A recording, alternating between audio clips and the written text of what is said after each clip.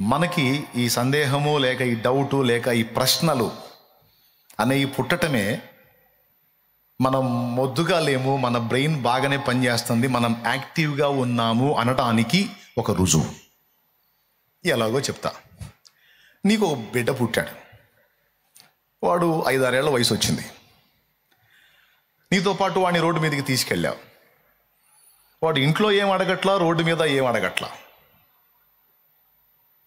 వాడు మౌనంగా ఉంటున్నాడు. ఎప్పుడన్నా చూడు, వాడి దగ్గర ఏ డౌట్లు లేవు, ఏ ప్రశ్నలు లేవు, ఏమి లేవు. ఎప్పుడు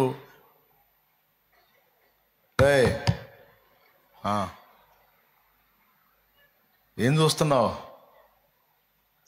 అన్నాడు అనుకో, నీకు అనుమానం వచ్చింది. ఏరా ఏం మాట్లాడవు, ఏం అడగవు, ఏంది అంటాడు. ఏం అడగాలి, ఎందుకు అడగాలి అంటే వాడికి ఏదో బ్రెయిన్ సమస్య ఉంది, లేకపోతే వాడికి ఏదో హెల్త్ ఇష్యూస్ ఉన్నాయని మనకి డౌట్ వచ్చింది. అదే వాడు ఆరోగ్యంగా ఉండి యాక్టివ్గా ఉండి వాడి బ్రెయిన్ చురుగ్గా పనిచేస్తుంది అనుకో, నీ తాట తీస్తాడు వాడు. ఇంట్లో వాడికి నువ్వు దొరికావనుకో, ఇక క్వశ్చన్ బ్యాంక్ ఓపెన్ అయినట్టే.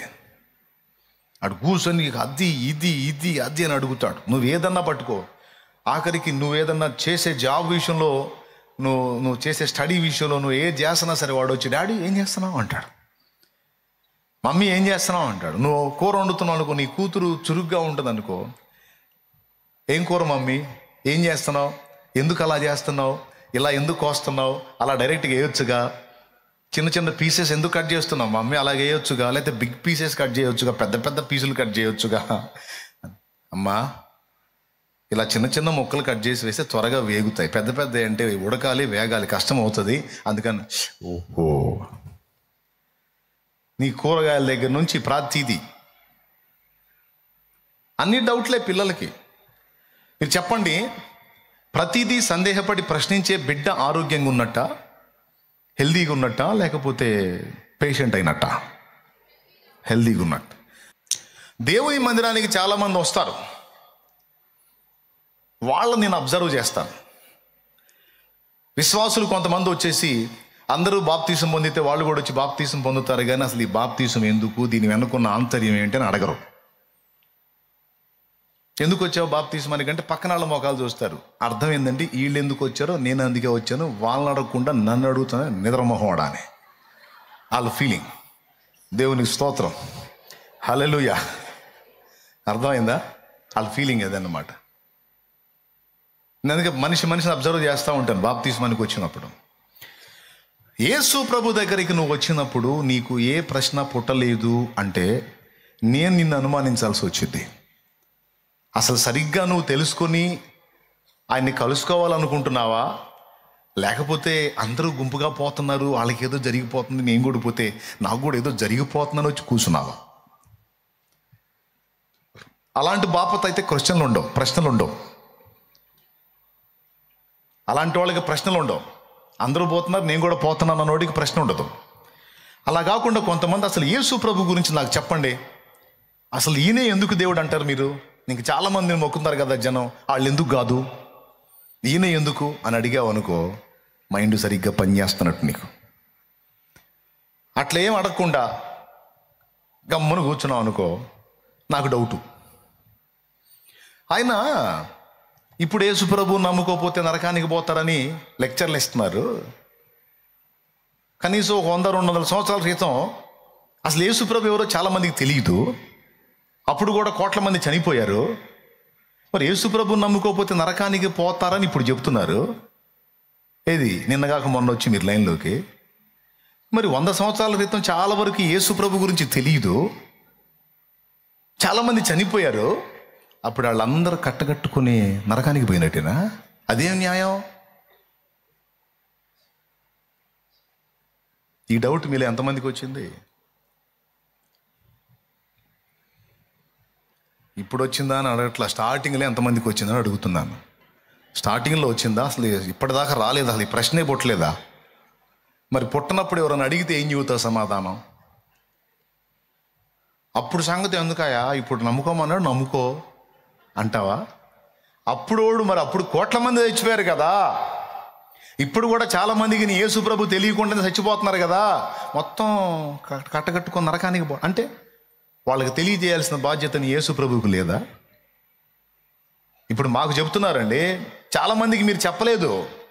మీరు చెప్పే యేసు ప్రభు గురించి వినకుండానే చాలామంది చనిపోయారు, మొత్తం నరకానికి పోయినట్టేనా? అదేం న్యాయం? ఆయనేం దేవుడు అని అన్యుడు ప్రశ్నిస్తే నువ్వేం చెప్తావు సమాధానం? ఇప్పుడు మా ముత్తాత ఉన్నాడండి, అస్సలు తెలియదు యేసు ప్రభు గురించి, ఎందుకంటే సువార్త చెప్పే నాదుడే లేడప్పుడు. మా తాత ఉన్నాడండి, తన మనసాక్షిని బట్టి తెలిసినంత వరకు పద్ధతిగానే బతికాడు అనుకుందాం. ఆయనకి సువార్త తెలియదు, చెప్పినోడు లేడు, తెలీదు, చనిపోయాడు. మా ముత్తాతకు తాత, ఆ తాతకు ముత్తాత, మొత్తం పాతాళానికనా?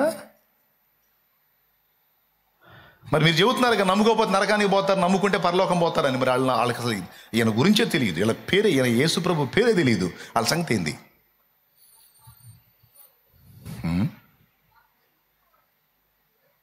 అర్థం కాల. వాళ్ళు కూడా వాక్యం వినిపించబడిద్దా? అసలు వాక్యం సువార్త చెప్పే నాదుడే లేడు తల్లి అప్పుడు.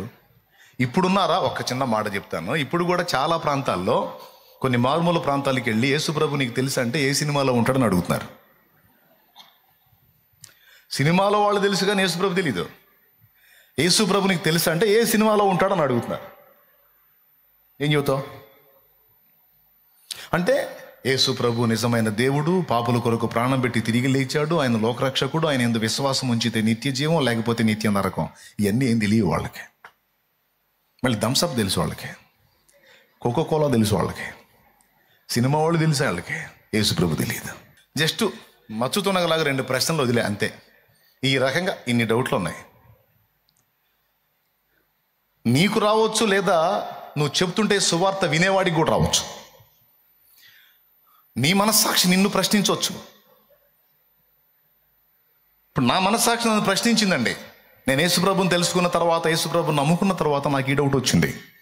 మా తాత ముత్తాతలకి యేసుప్రభు గురించి అస్సలు తెలియదు కదా, మరి వాళ్ళందరూ అడిగిపోయారు. ఈ రోజు కూడా భూమి మీద చాలా మందికి యేసుప్రభుని గురించి తెలియని స్థితిలో ఉన్నారు కదా, వాళ్ళు చనిపోతున్నారు కదా, శ్మశానాలన్నీ కళకళలాడుతున్నాయి కదా, వీళ్ళందరూ అడిగిపోయారు. కరోనాలో లక్షల మంది చనిపోయారు, కలరాలో లక్షల మంది చనిపోయారు, ప్లేగు వ్యాధి ప్రబలి లక్షల మంది చనిపోయారు, కోట్ల మంది చనిపోయారు. వాళ్ళకి యేసు ప్రభు అందరికీ తెలుసని అనుకుందామా? తెలీదు. మరి వాళ్ళందరూ ఎక్కడికి పోయారు? దేవునికి స్తోత్రం కలుగునుగాక. దానికి సమాధానం నేను వెతుక్కోకపోతే నన్ను అడిగేవాడికి నేనేం చెప్పాలి? కాబట్టి యేసు ప్రభు దగ్గరికి వచ్చినప్పుడు అందరు వెళ్తున్నారు, నేను వెళ్ళి కూర్చున్నాను అన్నది కాదు.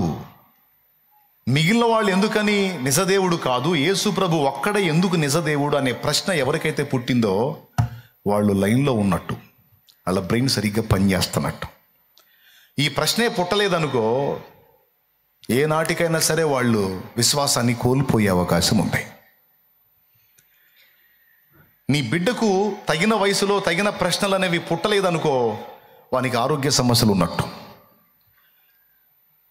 పుట్టాల్సిన ఏజ్లో పుట్టాల్సిన ప్రశ్నలు పుడితే వాడికి ఆరోగ్యం బాగున్నట్టు, వాడి బ్రెయిన్ చురుగ్గా పనిచేస్తున్నట్టు.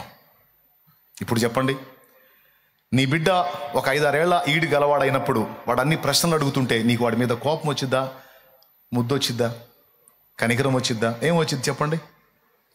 కాబట్టి అనుభవాలు గడించిన వాడు సందేహపడితే దేవుని కోపం వచ్చింది, కానీ క్రొత్తగా యేసయ్య రెక్కల కిందికి వచ్చిన వాడు సందేహపడితే దేవుని కనికరము మరియు సమాధానం వానికి వచ్చింది. ఆయన కనికరం చూపుతాడు, నిన్ను కూడా కనికరం చూపి వాళ్ళని ఆదరించమన్నాడు, వాళ్ళకి ఆన్సర్ చేయమన్నాడు. కాబట్టి ఇప్పుడు చాలా ప్రశ్నలు ఉన్నాయి. బాప్తిజం అంటే ఏందండి? ఎందుకు తీసుకోవాలి? అదొక ఆచారమా?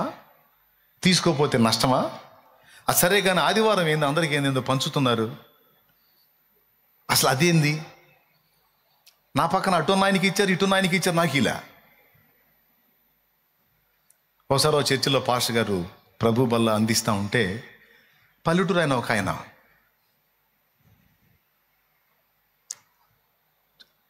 ఆయనకు ఆ పక్కనోడికి ఇచ్చాడు, ఈ పక్కనోడికి ఇచ్చాడు, ఆయనకి ఇలా.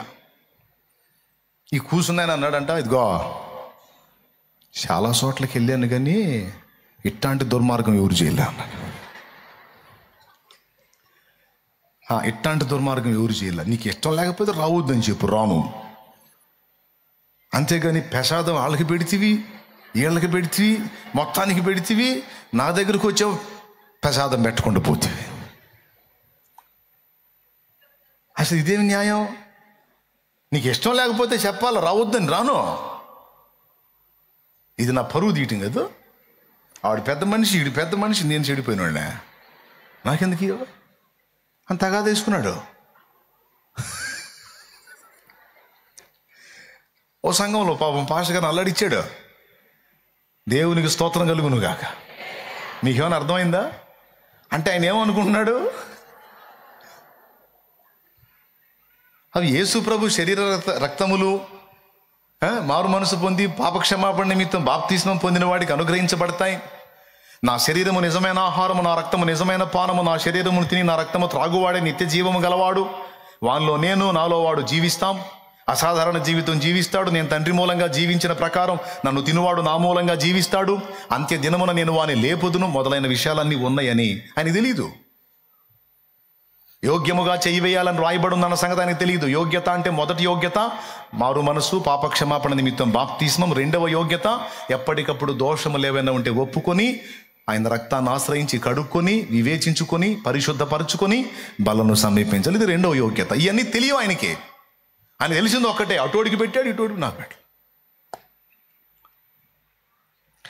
ఇలాగున మనం చేసేటువంటి చాలా విషయాల్లో నూతనంగా వచ్చే వారికి సందేహాలు ఉంటాయి. ఇప్పుడు మిగిలిన సందేహాలు అక్కడ పెట్టేసి మీకు ఒక డౌట్ వచ్చేసింది ఇప్పటికే. ముసలోళ్ళే అడిగిపోయారా అని కదా పట్టేసుకుంది కదా మీ ఆలోచనల్లో. ఎవడన్నా నన్ను అడగలేదు కాబట్టి సరిపోయింది, అడిగితే నేనేం చెప్పాలి? ఒరు బాబు, ఇప్పుడు వచ్చి నువ్వు యేసుప్రభు నమ్ముకో పరలోకం పోతా లేకపోతే నరకానికి పోతావు అంటే మా ముత్తాతకి యేసుప్రభు అనే పేరే తెలియదు, మరి అడిగిపోయారా అని అడిగితే నేనేం చెప్పాలి? ఇప్పుడు నేను ఆన్సర్ చెప్తాను, అది చెప్పు. యేసు ప్రభు సువార్త విని కూడా స్పష్టంగా అర్థమై కూడా ఒకడు తిరస్కరిస్తే ఖచ్చితంగా వాడు జడ్జిమెంట్లోకి వస్తాడు, తీర్పులోకి వస్తాడు.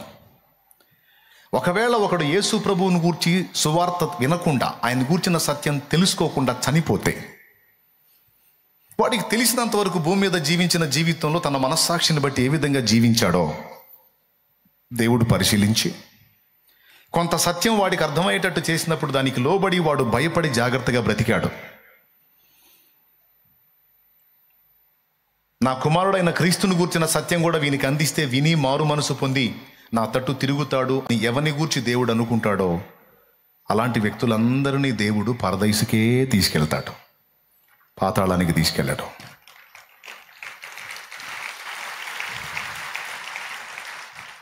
నేనేం చెప్పాను నీకు క్లారిటీ ఉంది కదా? తన మనస్సాక్షిని అనుసరించి, సువార్త తెలియదు, ధర్మశాస్త్రము గలవానికి ధర్మశాస్త్రం అనుసరించి తీర్పు, ధర్మశాస్త్రము లేని వానికి ధర్మశాస్త్రము లేకయే తీర్పు. ధర్మశాస్త్రం గురించి తెలియకపోయినా తన మనస్సాక్షిని బట్టి ఒకడు క్రమంగా జీవించినట్లయితే తనకు తానే ధర్మశాస్త్రమైనట్టున్నందున దానిని బట్టి వానికి తీర్పు. ఇప్పుడు మీకు ఇంకా క్లియర్గా అర్థమయ్యేటట్టు చెప్తాను. మా తాతయ్య ఉన్నాడు, మా తాత మీదే పోల్చుకొని చెప్తాను, మరి ఎవరి మీదో చెబితే మీకు అర్థం కాదు కదా. మా తాతయ్యకి యేసయ్య సువార్త తెలియదు, యేసయ్య నిజమైన దేవుడు అని తెలియదు, పాపుల కొరకు ప్రాణం పెట్టాడని తెలియదు, ఆయన యందు విశ్వాసం ఉంచితేనే నిత్య జీవం అని తెలియదు, లేకపోతే నిత్య నరకం అన్న సంగతి తెలియదు. ఆయనకి తెలిసింది ఆ కష్టం చేసుకోవటం, ఎవరైనా సమస్యలు ఉంటే వాళ్ళకి అంత వైద్యం చేయటం, తన బిడ్డల్ని పోషించుకోవటం. తనకు తెలిసినంత వరకు తన లైఫ్ అది, జీవితం అంతా ఆ బిడ్డల కోసం అంకితం చేశాడు, కష్టపడ్డాడు. ఏదో 10 మందికి వైద్యం చేశాడు, 10 మందిని బాగు చేశాడు. అప్పట్లో నాడీ వైద్యం, ఆయన ఆ వైద్యం చేసేవాడు. మధ్యరాత్రి వచ్చి తలుపు తట్టినా సరే పోయి వైద్యం చేసి వచ్చేవాడు. ఆయన ఎంత మంచి మనస్సాక్షి కలిగినోడంటే, తన సొంత అన్న కొడుకు తన పొలంలో, ఆయన పొలం బాగా పండితే, మా తాత పొలం, ఆయన అన్న కొడుకు పొలం పండల పక్కనే ఉంటుంది, కానీ బాబాయ్ పొలం పండింది, అంటే మా తాత పొలం పండింది. అది ఓర్వలేకపోయాడు. అరే నా పొలం పోయింది, మా బాబాయ్ పొలం పండిందని ఓర్వలేక దాదాపు అరెకరం పొలం కోసేశాడంట. పాపం పిల్లల నోటికాడి గింజలు వాళ్ళకి దక్కకుండా అరెకరం పొలం దాదాపు కోసేశాడంట. ఇంకా కోస్తా ఉన్నాడంట. ఆ టైం మా తాత వెళ్ళాడు. అరే బాబు ఏం చేస్తున్నావు అన్న. ఏం చేసేది ఉంది, నాది పండలా మీది పండింది అందుకని కోసేస్తున్నాను అన్నాడు. వాడిని ఏమల్లా, రై తప్పురా, మనకు లేకపోయినా పక్కాడు పచ్చగా ఉంటే సంతోషపడాలి కానీ ఈర్ష్యపడకూడదురా, అది ఎప్పటికైనా నాశనం. రారా ఒడ్డుకు రారా అని గద్దించాడు తప్ప ఒక మాట వాడిని చేయెత్తి కొట్టడం కానీ లేదా వాడి పొలం మీద పడి తగలబెట్ట ఏం చేయాల. కొడుకులు ప్రశ్నించారంట, వాడు అంత దుర్మార్గం చేసి మన నోటికాడి గింజలన్నీ ఆగం చేస్తే నువ్వు వాడిని ఎట్టు వదిలేస్తావంటే ఆయన చెప్పిన మాట ఏం తెలుసా, అరే ధర్మమే జయం, ధర్మమే జయం. వాడు ఈర్ష్యపడి చేసిన దుర్మార్గానికి వాడే పోతాడరా, మనం చేయాల్సిన అవసరం లేదు. దేవుడు దయగలవాడరా, మనకి ఇంకొక రూపంగా మనకు సాయం చేస్తాడు. మీరు అట్లా ఏం తొందరపడి వాడిని కొట్టడం కానీ తిట్టడం కానీ ఏం చేయొద్దన్నాడు. మనస్సాక్షిని బట్టి ఇప్పుడు ఆయన అంత క్రమంగా ఉన్నాడు. సువార్త తెలియకపోయినా తన మనస్సాక్షిలో ధర్మశాస్త్రాన్ని కలిగిన వాడే క్రమంగా ఉన్నాడు ఆయన. ఈ విధంగా అన్యులు మీరు గమనించినట్లయితే కొంతమంది సువార్త వాళ్ళకి తెలియదు కానీ మనస్సాక్షిని అనుసరించి మనకంటే పద్ధతిగా బతికే వాళ్ళు ఉన్నారు. దేవుడు ఏం చేస్తాడంటే ఒక మనిషి ప్రాణం పోయేటప్పుడు, బాగా వినండి, ఒక మనిషి ప్రాణం పోయేటప్పుడు అంటే ఒక మనిషి ప్రాణాన్ని తీసుకునేటప్పుడు సువార్త తెలియకపోయినా వాని మనస్సాక్షిని అనుసరించి, అంటే నా సత్యం తెలియదు కానీ వాని మనస్సాక్షిని అనుసరించి వాడికి తెలిసినంత వరకు ఎలా బతికాడో చూస్తాడు. తెలిసినంత వరకు వాడు ఒకవేళ క్రమంగా బ్రతికినట్లయితే తప్పకుండా వాడిని పరదేశంలోకి తీసుకొని ఇక్కడ వానికి అందని సువార్త అక్కడ అందేటట్టు చేస్తాడు. ఇక్కడైనా అక్కడైనా యేసు రక్తము లేకుండా ఎవ్వరు కూడా పరలోకము చేరరు. ఇదైతే తిరుగులేని సత్యం.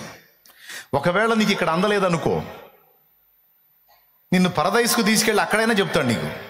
యేసుని నీకు పరిచయం చేసి యేసు రక్తాన్ని నువ్వు ఆశ్రయించేటట్టు చేసే నిన్ను పరలోకానికి తీసుకుంటాడు. ఇది నేను చెప్పలా, యేసయ్యే చెప్పాడు. యోహాను సువార్త 14:6, నేనే మార్గమును సత్యమును జీవమును, నా ద్వారానే తప్ప ఎవడునో తండ్రి యొద్దకు రాడు. క్రీస్తుకు పూర్వం చనిపోయినాడైనా, క్రీస్తు తర్వాత చనిపోయినాడైనా, క్రీస్తు ఉన్నప్పుడు చనిపోయాడైనా ఎవరైనా నా ద్వారానే రావాలి తండ్రి దగ్గర, కానీ ఇంకొక అవకాశము లేదు అని చెప్పేశాడు. మరి అట్లయితే యేసుని గురించి ఈరోజు ఇక్కడ భూమి మీద తెలియలేదు. మరి వాళ్ళ సంగతి ఏంటంటే, వాళ్ళకు తెలిసినంత వరకు వారు అనుసరించిన మనస్సాక్షి, దాన్ని అనుసరించి వారు జీవించిన జీవితాన్ని దేవుడు పరిగణలో తీసుకొని ఖచ్చితంగా వాడిని పరదేశకు తీసుకుంటాడు. తీసుకొని ఇక్కడ మిస్ అయిన సువార్త అక్కడ అందేటట్టు చేస్తాడు. పేతురు రాసిన మొదటి పత్రిక 4:6 ఒకసారి చూడండి. మృతులు శరీర విషయములో మానవరీత్యా తీర్పు పొందినట్లు, వాళ్ళని తిని నాన్న. పేతురు రాసిన మొదటి పత్రిక 4:6 చూడండి. మృతులు శరీర విషయములో మానవరీత్యా తీర్పు పొందినట్లును, ఆత్మ విషయములో దేవుని బట్టి జీవించున్నట్లును వారికి కూడా సువార్త ప్రకటింపబడెను. వారికి, ఎవరికి? మృతులకు కూడా సువార్త ప్రకటింపబడెను. స్తోత్రం చెప్పండి. ఎవరికి సువార్త ప్రకటింపబడింది? సజీవులకే కాదు, మృతులకు కూడాట. అంటే ఒక వ్యక్తికి చిలకలూరుపేటలో నువ్వు ఒక సమాచారాన్ని చెప్పాలనుకున్నావు, సడన్గా ఆ వ్యక్తి హైదరాబాద్ వెళ్ళాడు. అయితే నువ్వు చెప్పాలనుకున్న సమాచారం హైదరాబాద్ పోయినా చెప్తావుగా. అట్లాగా ఒక వ్యక్తి చనిపోయాడు అంటే టోటల్గా లేకుండా పోయాడని అర్థం కాదు, జస్ట్ అడ్రస్ మారిందంతే.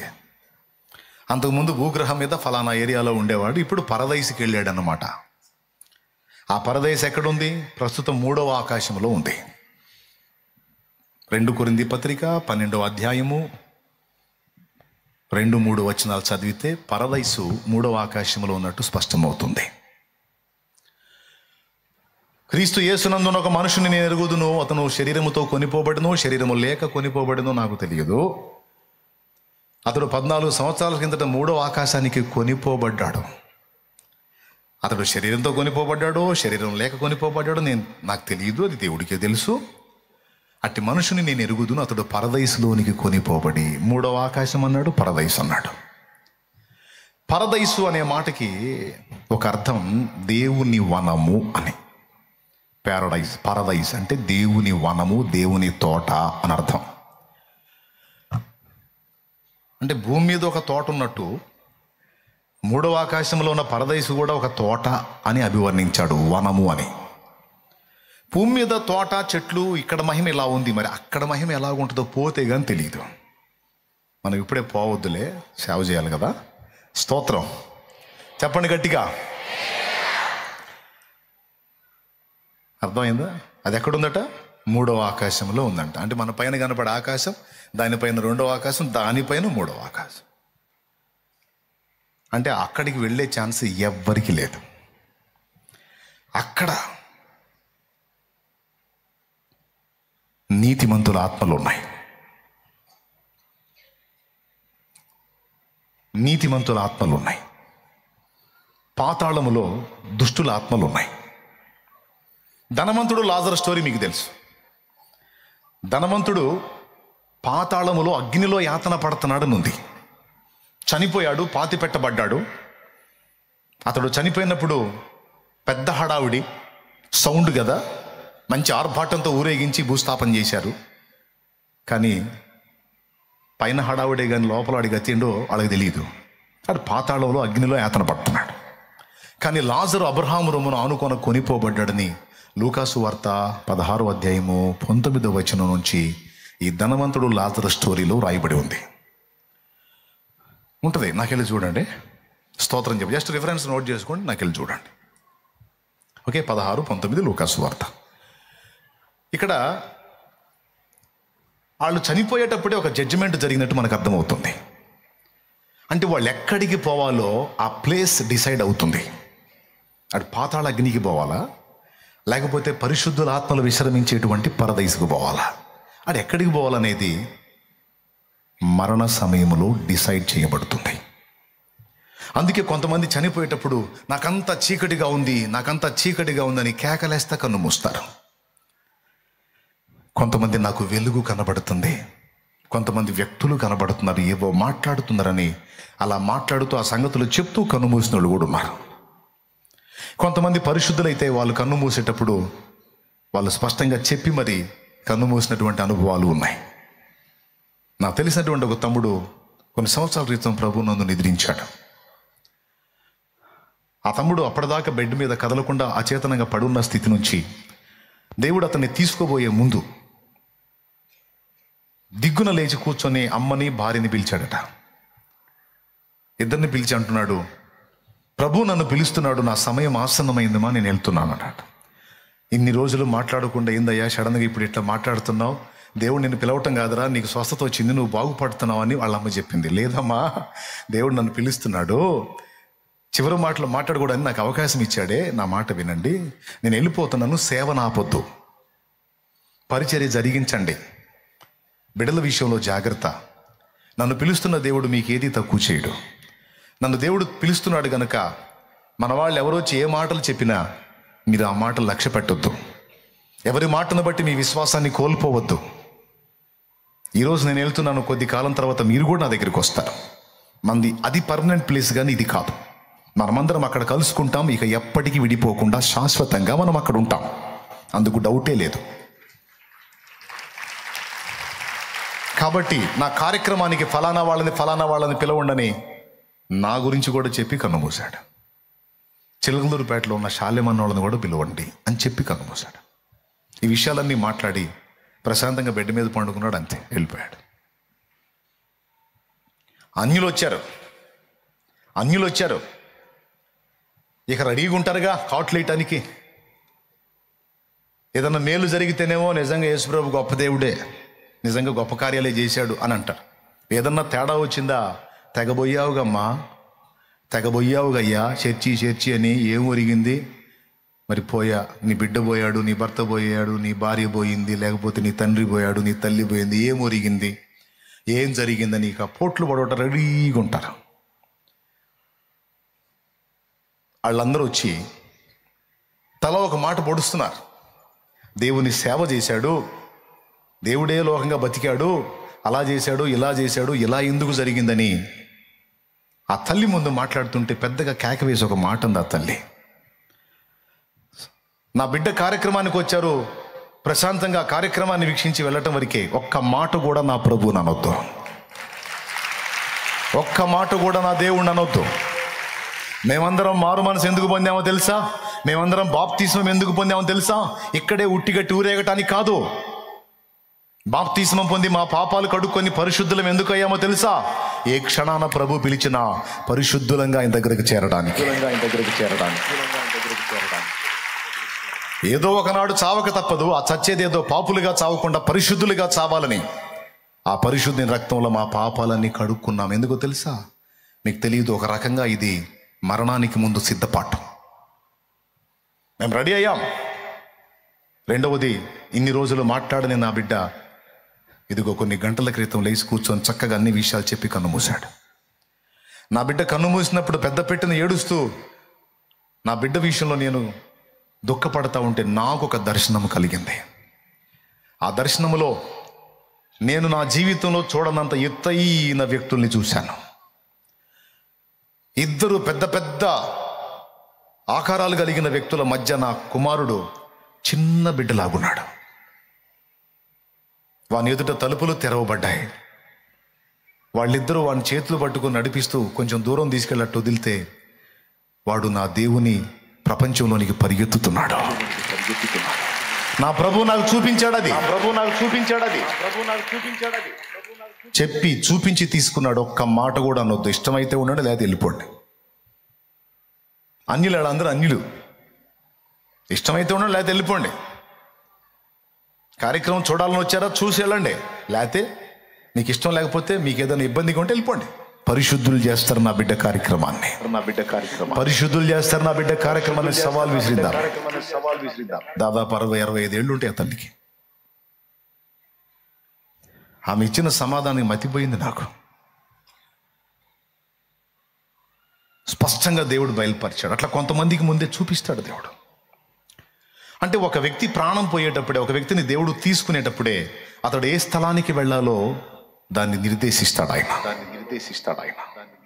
ధనవంతుడు లాజరు స్టోరీలో ధనవంతుడు అగ్నికి పంపించాడు. లాజర్నేమో అబ్రహాము రొమ్మున అనుకున్న పంపించాడు. ఇంతమంది మీ అందరికి కూడా ఈ మ్యాటర్ అంతా క్లారిటీ ఉంది కదా. మీకు వచనాలు చూపించాను, ఎగ్జాంపుల్స్ కూడా చెప్పాను. స్తోత్రం చెప్పండి 2 చేతులు ఎత్తి.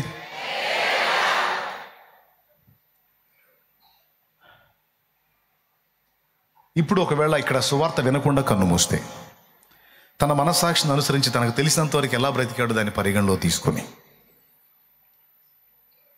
అతన్ని ఎక్కడికి పంపాలో ఆయన డిసైడ్ చేస్తాడు. ఇప్పుడు మనం చెప్తున్నటువంటి సువార్త ఏంటంటే, అలా కన్ను మూసిన వాడు పరదేశికి వెళ్ళొచ్చు, పాతాళానికి వెళ్ళొచ్చు. మనస్సాక్షిని అనుసరించి బతికుండొచ్చు, లేదా మనస్సాక్షిని చంపుకొని బతికుండొచ్చు. ఇప్పుడు మనం చెప్పేటువంటి శుభవార్త ఏంటంటే, ఇక మనస్సాక్షి ప్రకారం బతికావో, మనస్సాక్షిని చంపుకొని బతికావో, ఈ కేసులన్నీ కొట్టేయబడే అవకాశం వచ్చింది. అబ్బాయి కొత్త స్కీమ్ వచ్చింది. ఇదిగో ఫలానా వ్యక్తులందరికీ కూడా ఈ అమౌంట్ కట్టేస్తే మొత్తం టోటల్ బిల్ అంతా క్లోజ్ అవుతుంది. శుభవార్త రండి. ఇప్పటిదాకా మీరు మొత్తం అమౌంట్ కట్టాలి అని చెప్పి పిలువబడ్డారు. ఇప్పుడైతే ఇదిగో ఈ ఒక్కటి చేయండి, ఇక మీరేం కట్టే పని లేదని ప్రభుత్వం ఆఫర్ ఇస్తే ఎగబడతాంగా. అట్లాగా దేవుడిచ్చిన సువర్ణ అవకాశమే యేసుక్రీస్తునందు విశ్వాసం. మానవుల రక్షింపను దేవుండు తన కుమారుని పంపెను. మానవుల రక్షింపను దేవుండు తన కుమారుని పంపెను. మన శరీరము దాల్చెను ఆ ప్రభువు మన పాపముకు దూరుడే. మన శరీరము దాల్చెను ఆ ప్రభువు మన పాపముకు దూరుడే. దేవుని ప్రేమ ఇదిగో జనులార భావంబునందెలియరే. కేవలము నమ్ముకొనిన పరలోక జీవంబు మనకప్పును. ఇక మనస్సాక్షిని అనుసరించి బతికావో, నీతిగా బతికావో, న్యాయంగా బతికావో, కరెక్ట్గా బతికావో, తేడాగా, ఈ కేసులన్నీ పోతాయి బాబు. దా బంపర్ ఆఫర్ వచ్చిందిరా. శుభవార్త, గొప్ప శుభవార్త. ఇప్పుడు కేవలం ఆయన యందు విశ్వాసం ఉంచి, ఆయన రక్తాన్ని ఆశ్రయించి, మారు మనసు పొంది, పాప క్షమాపణ నిమిత్తం బాప్తిస్మం పొంది, జీవగ్రంథంలో పేరు సంపాదించుకుంటే కేసులన్నీ ఎత్తేస్తున్నాడు. ఈ బంపర్ ఆఫర్ వినియోగించుకుంటావా, లేకపోతే అలానే ఉంటావో నీ ఇష్టం. నేనైతే వినియోగించుకున్నా. మరి మీరు కూడా వినియోగించుకున్నారా? వినియోగించుకున్న వాళ్ళందరూ చేతులు ఎత్తండి. రైట్, దేవునికి స్తోత్రం. కొంతమంది ఇంకా వినియోగించుకోవాలా. ఇప్పుడైనా మునిగిపోయిందేముంది, ఇంకా బతికే ఉన్నావు కదా. ఈ రాత్రి అవకాశం ఉంది. నువ్వు వినియోగించుకుంటానంటే కూటమి అయిపోయినాక నేను బాప్తీసం ఇవ్వడానికి రెడీ. దేవునికి స్తోత్రం. హల్లెలూయా. సిద్ధమా? వినియోగించుకుంటావా? నీ ఇష్టం. తర్వాత చూద్దాంలే అనుకున్నావా? తర్వాత ఉంటావో ఓడుతావు నాకు తెలియదు. నేడే రక్షణ దినం, ఇదే అనుకూల సమయం. ఇంకెందుకండి, తెలియనప్పుడు బతికే పట్టబడి తట్ట, తెలిసినాక ఇంకా బతకూడదు. మారాలి, క్రొత్తగా తిరిగి జన్మించాలి, పాత జీవితంలో సమాధి చేయబడాలి. ఏమండి, చచ్చిపోయిన ఇంట్లో ఉంచుకుంటామా, భూస్థాపన చేస్తామా? బతికున్నోడిని భూస్థాపన చేస్తామా? అట్లాగే పాత జీవితంలో చావనోడికి బాప్తీసం ఇవ్వకూడదు. పాత జీవితంలో చచ్చిపోవటానికి ఇష్టపడ్డోడికి బాప్తీసం ఇవ్వకుండా ఉండకూడదు. మీకు అర్థం కాదు, మళ్ళీ ఒకసారి చెబుతా. పాత జీవితంలో చచ్చిపోవటానికి ఇష్టపడనోడికి బాప్తీసం ఇవ్వకూడదు. ఎందుకు? ఇంకా నాకు పాపం కావాలి, నేను పాపం పొందాలి, ఇంకా చెయ్యాలి, ఇంకా నేను లోకంలో ఊరేగాలి అనుకున్నోడికి బాప్తీసం ఇవ్వకూడదు. నాకు వద్దురా బాబు, బతికి నాకు సాలిపోయింది, నాకు వద్దు, దరిద్ర బతుకొద్దు, నా పాత జీవితంలో చచ్చిపోవాలని, నేను క్రీస్తునందు క్రొత్తగా జన్మించాలా అని నువ్వు కోరుకున్నావా? అట్లయితే ఇక మారు మనసు పొంది రక్షణానుభవం పొందగోరి పాత జీవితంలో చచ్చిపోయిన నీకు సమాధి చేసేసేయాలా. మామూలుగా అయితే గుంట తీసి గుంటలో పెట్టాలి, అటు పెడితే మామూలుగా మొత్తంగా పోతారు. అందుకని జస్ట్ నీళ్ళలో ముంచి లేపటం ద్వారా మరణ పునరుద్ధానాల అనుభవం కనపడిద్ది అనమాట. ఎంతమందికి అర్థమైంది? ఇంత క్లియర్గా చెప్పినా రక్షణ పొందకపోతే నాకు సంబంధం లేదు, చెప్పకపోతే కేసు నాది, చెప్పినా రక్షణ పొందకపోతే కేసు నాదే మీద వినపడలా. కాబట్టి ఇక నాకు అది అమ్మయ్య, ఈ ఆన్లైట్లో కూడా నా బాధ్యత నెరవేర్చా. ఇది దేవునికి స్తోత్రం కలుగును కాక. బాగా వినాలి, మీకు ఉపయోగపడే విషయాలు చెప్పి ముగిస్తాను. నేను ఎక్కువసేపు మిమ్మల్ని ఇబ్బంది పెట్టుకుంటా. జస్ట్ ఒక 5-6 గంటలు మాత్రమే. అని నేను అనను, టెన్షన్ పడద్దు. Okay, right.